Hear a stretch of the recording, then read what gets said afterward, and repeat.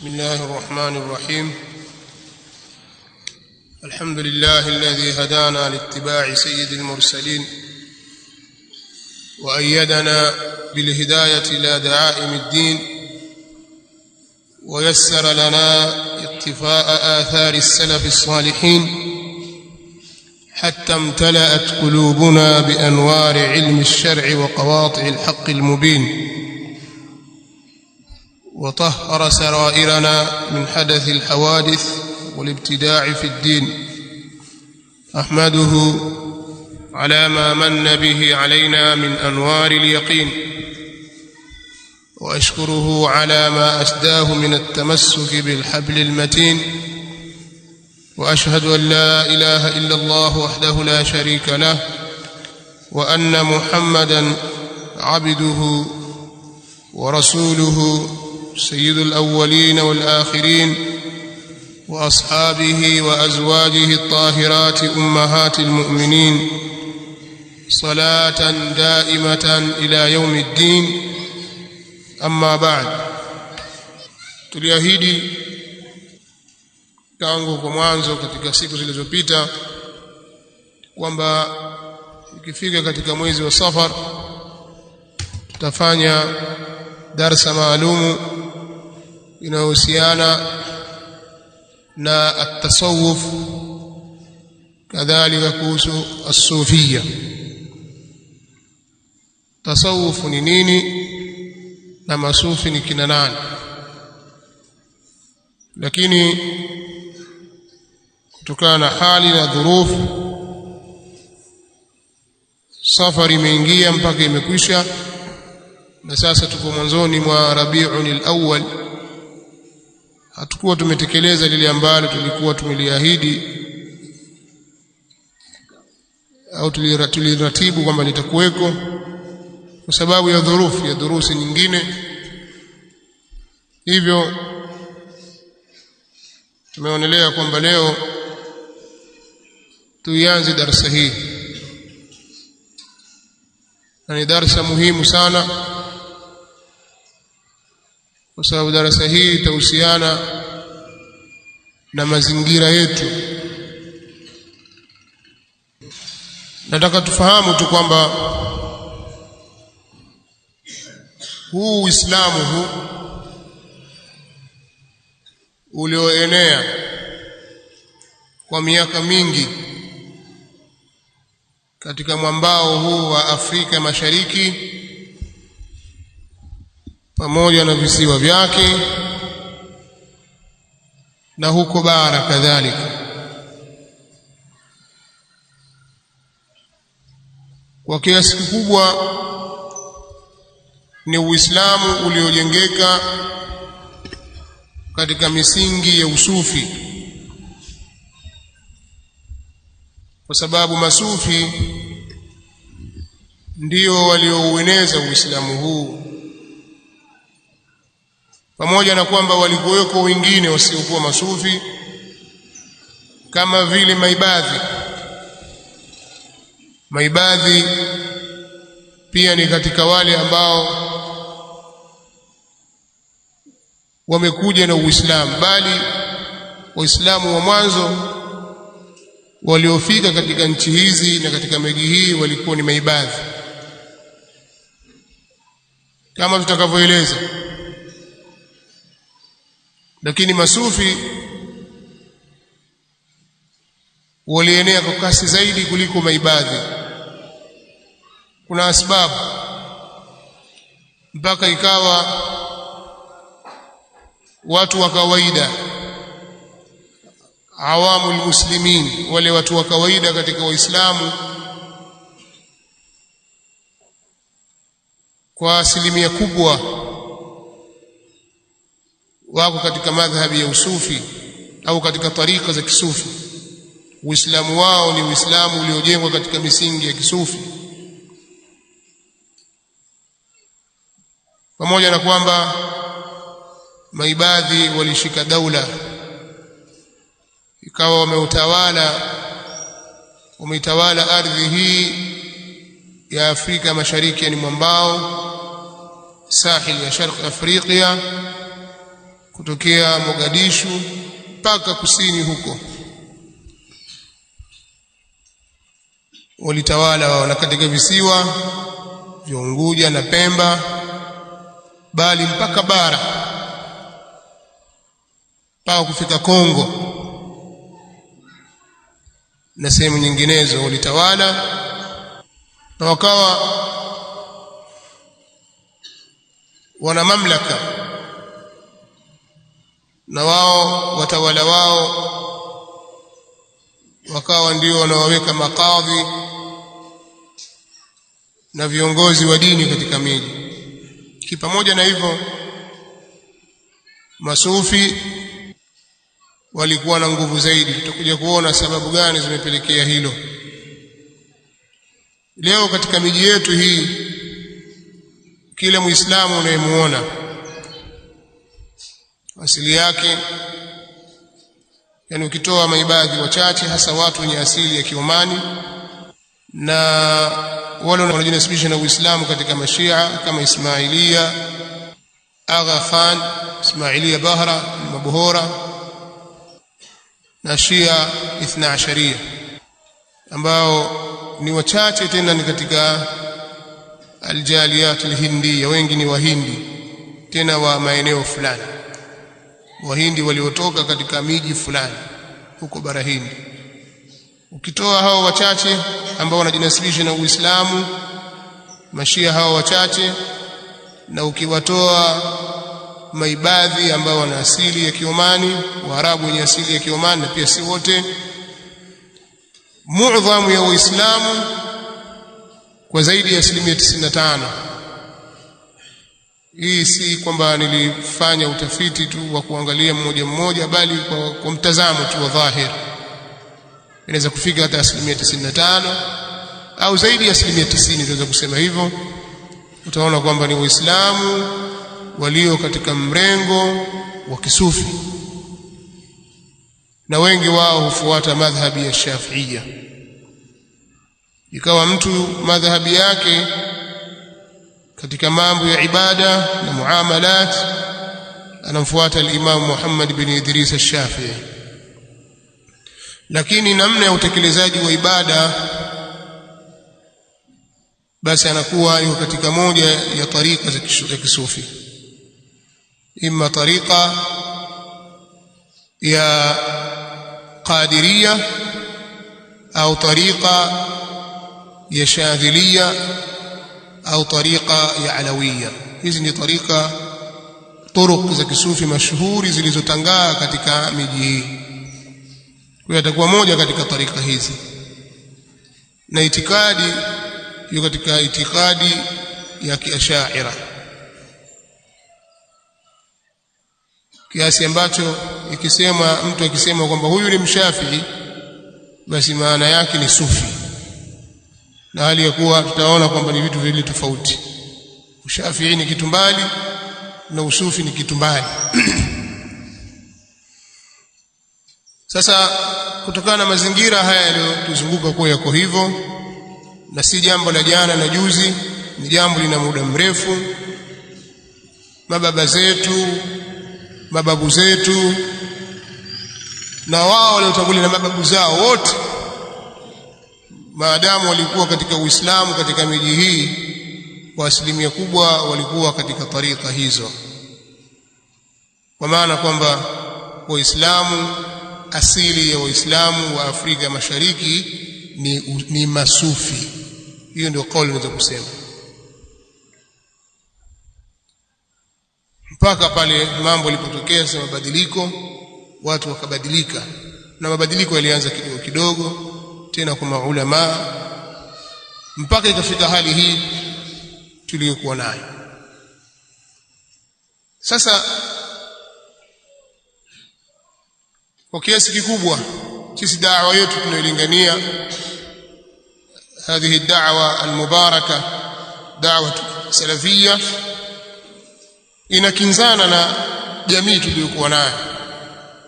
Kuna mambo mengi ambayo mashekhe na waalimu waliokuwepo katika miji yetu pamoja na watu wale wa kawaida, awamul muslimin, mambo wanayoyafanya, mengi katika wanayoyafanya tunaona ni mambo ya makosa, ya kinyume na usawa, kiasi ambacho tunaingiana katika ukinzani katika mambo. Wao wasema hili lafaa, sisi tunasema hili halifai, hii sunna, hii bid'a, basi tunakinzana katika mambo kama haya, kiasi ambacho watu wanaona kwamba hawa wamekuja na mambo mapya. Kwa nini wamekuja na fikra hizi mpya?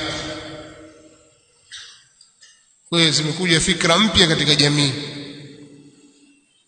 watu wakazidhania kwamba ni mpya kweli, zimetungwa juzi na jana, kwa sababu yale walioyazoea kutoka kwa wazee na kutoka kwa mashekhe waliowakuta ni kinyume na haya anayosemwa hivi sasa. Sasa katika kuwajenga watu ili wawe walinganizi wazuri katika jamii yao, ni lazima wajue historia ya watu wao, lazima wajue historia ya mahali walipo, kwa sababu unapokuwa wewe una lengo fulani, unataka kulifikisha lengo lile, una kitu unataka kukifikisha kwa watu, una madhumuni fulani, uwatoe watu kutoka katika sehemu moja kwenda sehemu ya pili.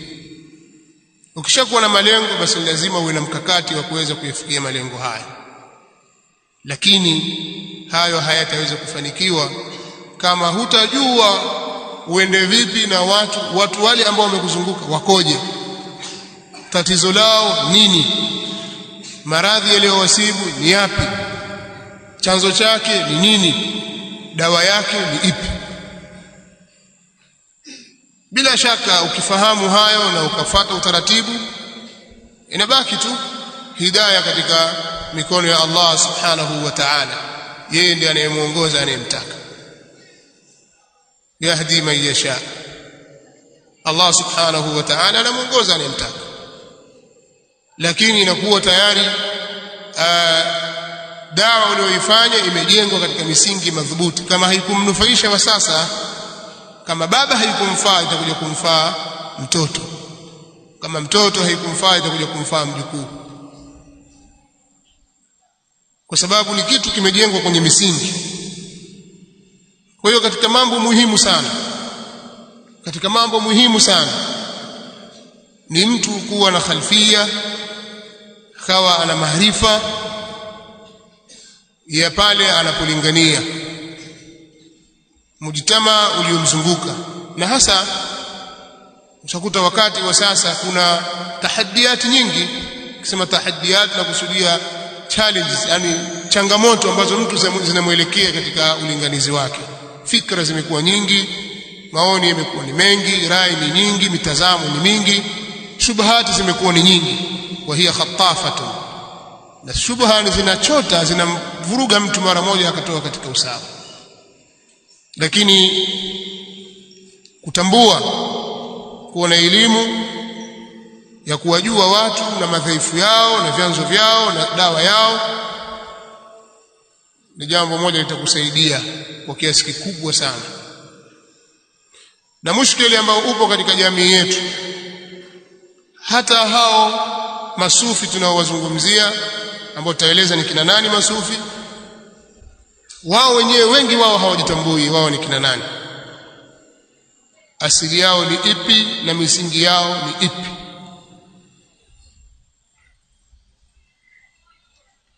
Kwa asilimia kubwa wao hawajitambui, na hakuna kitu kibaya kama mtu kutojitambua, mtu ikawa hajijui. Na pengine mtu anaweza akaona kwamba yeye ajitambua, lakini kumbe vile alivyotambulishwa ni makosa. Na hii inatokea. Mtu anaweza akaambiwa tangu mdogo, aambiwa huyu ndio baba yako, yeye akajenga dhana kwamba huyu baba yangu, namjua baba yangu mimi, lakini kumbe alifahamishwa kimakosa. Pengine baba yake kishakufa, au hana baba wa halali, au huyu ni ammi yake tu, baba yake ni mwingine. Inawezekana baadaye huko mbele ndio kumbe yule alikuwa si baba yangu. Nazungumza maneno haya kuthibitisha ya kwamba mtu anaweza akatambulishwa jambo kimakosa na akadhani ya kwamba vile anavyotambua yeye ndio sawa. Kwa hiyo hata hawa masufi tunaozungumzia kwa asilimia kubwa, si wote, wengi wao hawajitambui wao ni kina nani, asili yao imetokea wapi. Sasa awamu almuslimin, wale watu wa kawaida ambao si matulabu ilmi wala si mashekhi, mara nyingi maneno kama haya huwa hayawafai. Yawafaa zaidi wale matulabu ilmi pamoja na mashekhi zao, kwa sababu wao ni kama kivuli cha mti, hakiwezi kunyooka kivuli wakati mti umepinda. Nyoosha mti, kivuli kinyooke. Sababu wao hawajui mambo usufi, wao wanaona Uislamu huu wa kawaida, basi ndio huu. Sasa mtu leo ana miaka 60, 70 na miaka 80, tangu amekulia, yeye alipozaliwa alifikisha siku 40 akapigwa maulidi. Akikuwa ona maulid mpaka amefika miaka 80. Huko nyuma amewaona mashekhi na walimu na watu mbalimbali wakifanya kwa mambo haya ni dini. Alafu akikutazama wewe ni kijana mdogo umekuja wapingana na mashekhi wakubwa ambao yeye anawakubali. Sio yeye tu kwamba labda wampisha yeye hajui, kuna watu wajua na anaamini kwamba wajua, hata kama hana upeo, lakini yeye katika imani yake aona wale wajua.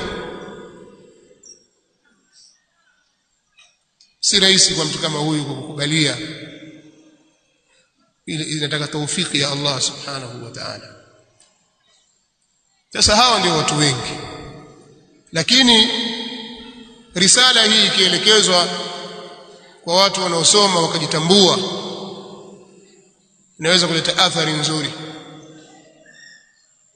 Kwa hiyo sisi kwa kulizingatia hilo, biidhnillahi alkarim, tutalizungumzia jambo hili linalofungamana na usufi na historia yao, hasa katika hii miji yetu, kwenye nukta ambazo nitazitaja hapa. Pengine leo nikataja nukta tu, nukta ya kwanza, ya pili, ya tatu, mpaka wenzetu katika miji yao wana utamaduni au utaratibu wa kuandika, hasa kuandika kuhusu masufi na madhahibi nyinginezo. Pia wana utaratibu wa kusema. Nimekuja na risala hii ni inaitwa As-Sufiyya fi Hadramaut. As-Sufiyya fi Hadramaut, nash'atuha, usuluha, atharuha, yani kuanza kwake, kuchimbuka kwake kule, misingi yake na athari zake. Imeandikwa na Amin bin Ahmad As-Saadi. Mwandishi huyu yeye ameuzungumza usufi wa Hadramaut tu,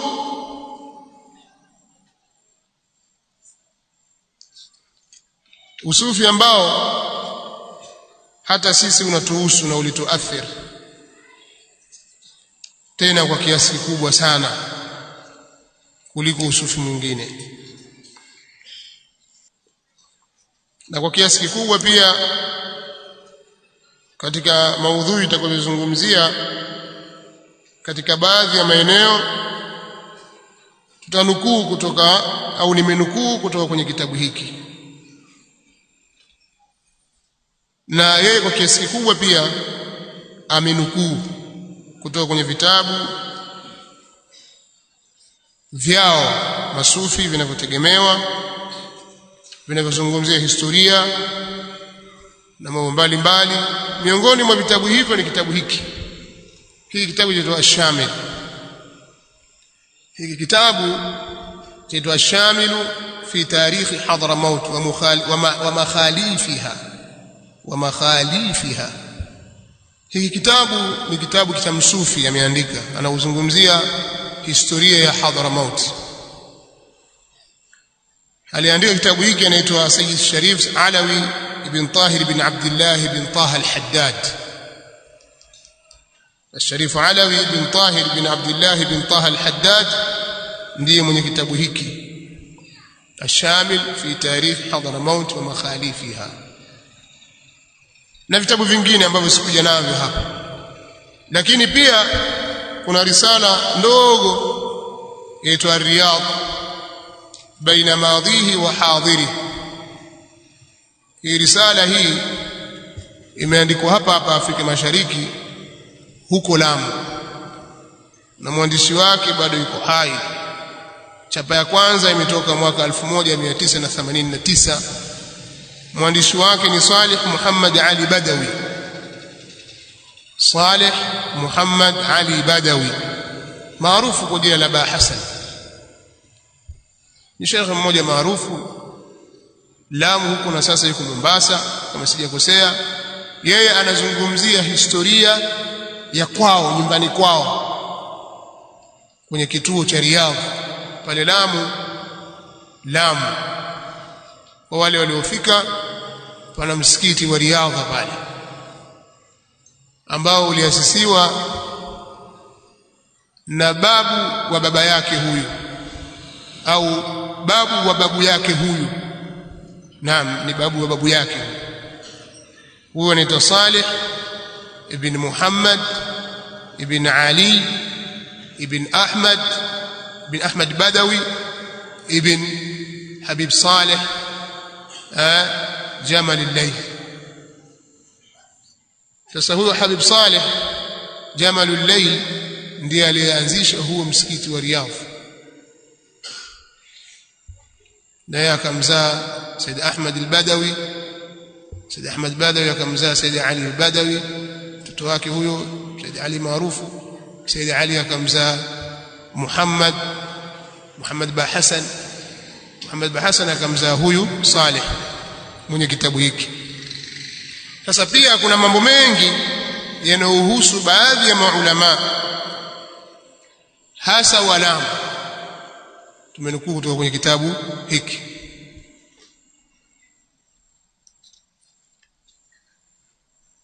Na wengineo habari zao tumezinukuu kutoka kwa Sheikh Abdullah Saleh Farisi.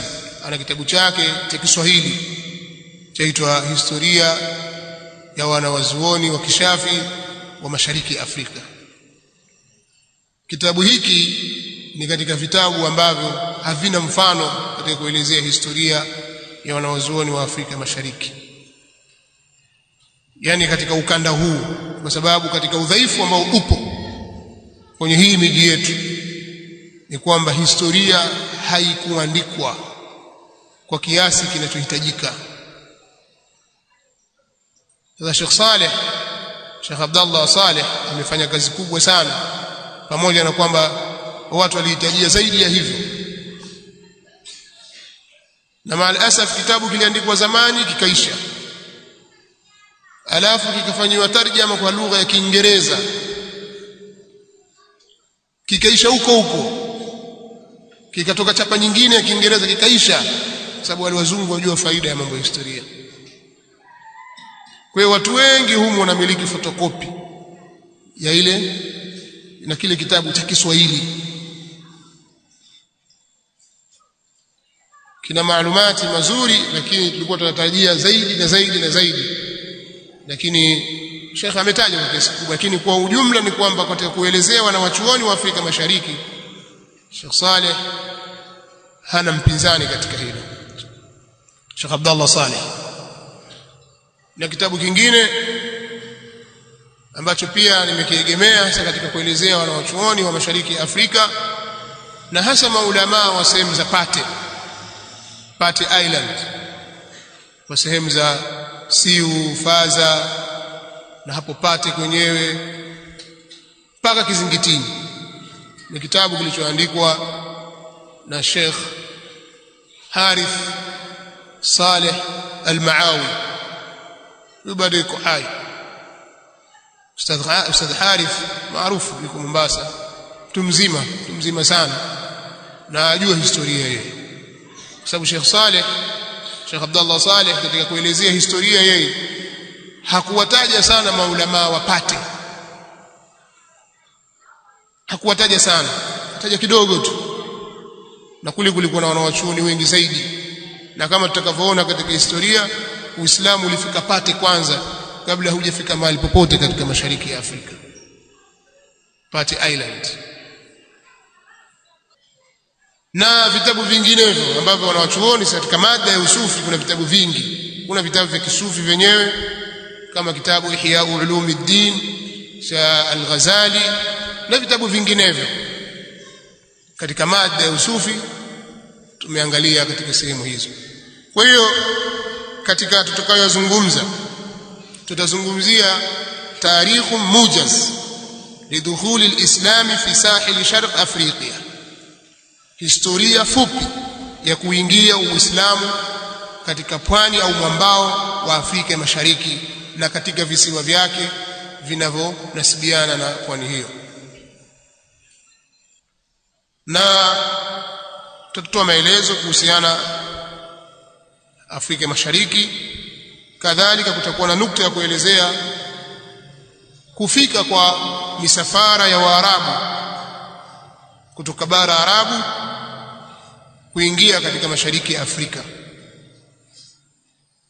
Pia tutaelezea mafungamano mazito yaliyokuwepo kati ya wakazi watu wa mashariki ya Afrika na Waarabu kwa ujumla, kisha mafungamano ya wakazi au wenyeji wa Bantu wa Afrika ya Mashariki na mafungamano yao na mahadharima, watu kutoka Hadramaut bil khusus. Kuna masala ya Waarabu kwa ujumla, alafu kisha manake Waarabu kutoka Yaman, Waarabu kutoka Hijaz, Waarabu kutoka Oman, wote hao ni Waarabu. Lakini sasa kadhalika mafungamano yao na Waarabu wa Hadramaut tutaeleza hilo, lakini tumesema ni mujaz inakuwa. Kadhalika katika nukta hii tutaeleza mambo mawili: mafungamano ya kinasaba na ukwe yaliyokuwepo tangu hapo kale ya watu kutoka Hadramaut na kutoka katika miji ya Waarabu kama Yaman na Omani. Kadhalika mafungamano, jambo la pili ni mafungamano ya kielimu na kithakafa na dini, tamaduni zile, kwa sababu kulikuwa na mwingiliano mkubwa sana mpaka hii hali tunayoiona. Hii ni athari ya mlipuko wa mikutano miwili, ni vitu viwili vimekutana mpaka lipuka kitu kikatoka kitu cha tatu. Wabantu pamoja na Waarabu pamoja na Aljalia Alhindia, Wahindi kidogo, kwa sababu athari yao si kubwa sana, hasa katika upande wa dini. Kuna baadhi ya vitu vina athari kama kwenye kula na vinginevyo, lakini katika upande wa kidini na kusudia athari baina ya Waarabu na Wabantu kuingiliana, kuna vitu vilizalikana. Ndio tukaona hiki kitu kinachoitwa Uswahili. Uswahili huu ni athari ya vitu viwili vilivyokutana. Kwa hiyo hili pia tulizungumza kwa faida tu, lakini tuko mbali hapo na usufi. Lakini tukisoma hii alaka ya kielimu na thakafa, pia tutajua kwamba wanawachuoni waliotuletea Uislamu katika mashariki ya Afrika walisoma wapi na kina nani waliwaathiri. Na kwa sababu hiyo pia tutataja baadhi ya wanawachuoni mashuhuri wa Afrika Mashariki. Kwenye nukta hii tutaelezea wanawachuoni wa Lamu, tutaelezea wanawachuoni wa Mombasa, tutaelezea wanawachuoni wa Zanzibar, tutaelezea wanawachuoni wa Tanga. Maalasaf sikupata maelezo ya kina kabisa kuhusiana na maulama wa Kilwa. Maelezo machache tu aliyotaja Ibn Battuta kwenye kitabu chake hayatoshelezi, na wengi katika walioandika hao niliowataja hawakueleza kwa kina kuhusiana na maulama waliokuwepo Kilwa. Sisemi kwamba hakuna, kwa kile ambacho nimekiona mimi, pengine inaweza kupatikana. Na haya nitakayotaja, hawa wanawachuoni nitakayowataja ni kuanzia karne ya 13 Hijiria na ya 14 na hii ya 15, lakini sana itakuwa ya 13 na ya 14, yani mwaka 1200 na kitu, 1300 na kitu. Hii 1400 hii sitaizungumzia sana, au kama nitazungumza kidogo tu, kwa sababu wapo pia